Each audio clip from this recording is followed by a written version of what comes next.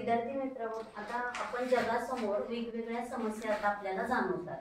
तर कोणत्या समस्या तुम्हाला जाणवतात की सगळ्यांसमोर आता या समस्या आहेत, प्रकर्षाने जाणवतात? अशा कुठल्या समस्या आहेत? कोण सांगू शकेल? प्रदूषण, बरोबर. आणि प्रदूषण, बरोबर, प्रदूषणाचाच प्रकार. आणि काय आहे? महागाई आहे, बरोबर. लोकसंख्या, भूकंप, म्हणजे जे नैसर्गिक आपत्ती, बेरोजगारी, या सगळ्या समस्या आहेत. तर आपण आता यापैकी काय करणार आहोत? प्रदूषण या विषयावर चर्चा करणार आहोत.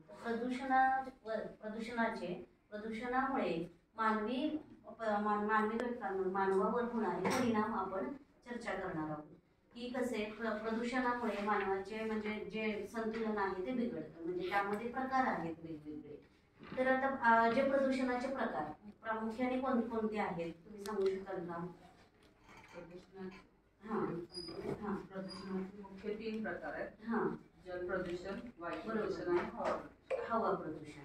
म्हणजे आता त्यामध्ये आपण प्रामुख्याने हवा प्रदूषण याचा चर्चा करणार आहोत.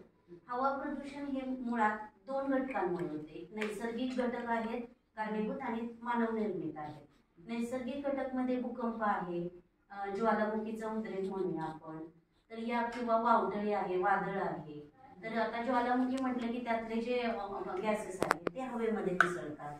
त्याच्यानंतर भूकंप आहे, त्याच्यात जे गोष्टी आहेत म्हणजे जे हवेतले धुळीकण, वावटळी म्हणूयात आपण, ते हवेत मिसळल्यामुळे त्यामध्ये हवा प्रदूषण होते. तसंच मानवी जर आपण घटक बघितले तर मानवीमध्ये इंधनाचा वापर आहे. तर इंधनाच्या वापरामुळे किंवा औद्योगिकरण आहे, म्हणजे कारखाने आहेत, ते कारखान्यांमधून जे हवा दूषित घटक आहेत ते हवेमध्ये मिसळतात.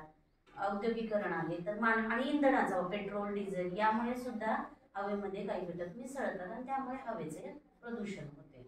तर आता यामध्ये तिसरं जी गोष्ट आहे की त्यावर उपाय काय करता येईल? तर उपाय असा करता येईल, जे औद्योगिकरण कारखाने वगैरे आहेत जे हे घटक मिसळतात त्याचे नियंत्रित करण्यासाठी काही संरचना केली पाहिजे, काही गोष्टी त्यांनी केल्या पाहिजेत, असं करता येईल आपल्याला. तर या प्रकारे आपण प्रदूषणाचा यावर विचार केलेला.